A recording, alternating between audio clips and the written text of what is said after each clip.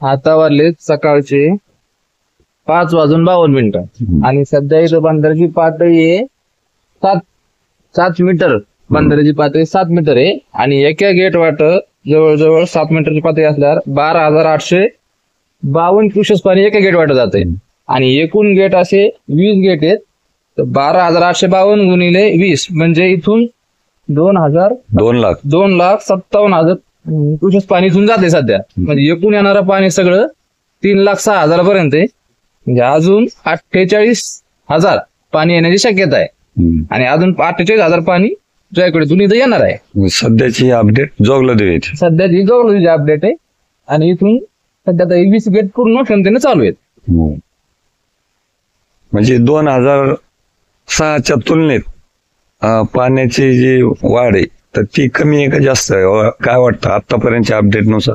आता 2006च्या 2.5 लाखापर्यंत पूर आला असं म्हणणं होतं, पण वास्तविक पाहता आता जर आपण अभ्यास केला तर त्या तुलनेत इतकं पाणी आणलं असं वाटत आहे. गावात पूरस्थिती नाही अजून तरी सध्या तरी नाही. अजून 48,000 पाणी जे येणार आहे त्याच्यानंतर काय परिस्थिती आहे पाहावं लागेल. बस ठीक आहे. आणि तो सगळ्यासाठीच एक विचार करण्याचा एक प्रश्न आहे की 2006 साली जो पूर आलता किंवा पाणी आलतं तर त्याने जी नुकसान झाली आणि त्यावेळेस जी आकडेवारी सांगितली यात तफावत आहे असे सगळ्याची एक त्याच्यावर संशय.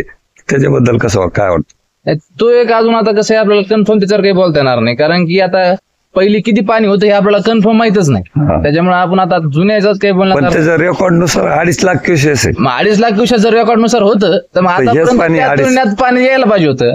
सध्याच जातं हे पाणी हेच 2.5 लाखापर्यंत आहे. म्हणजे 2,57,000 पर्यंत पाणी सध्याच आहे आणि अजून पाणी येणार आहे. पण याच्यात पाणी परिस्थिती निर्माण व्हायला पाहिजे होती पण तसं अजून झालेलं नाही. बरोबर. तर आताच आपण जोगलादेवी बंधाऱ्याहून जे नाथसागरातून येणाऱ्या पाण्याची अपडेट आहे तर ती बघितली आणि अशी अपडेट वेळोवेळा आपण पाठवण्याचा प्रयत्न करू. धन्यवाद.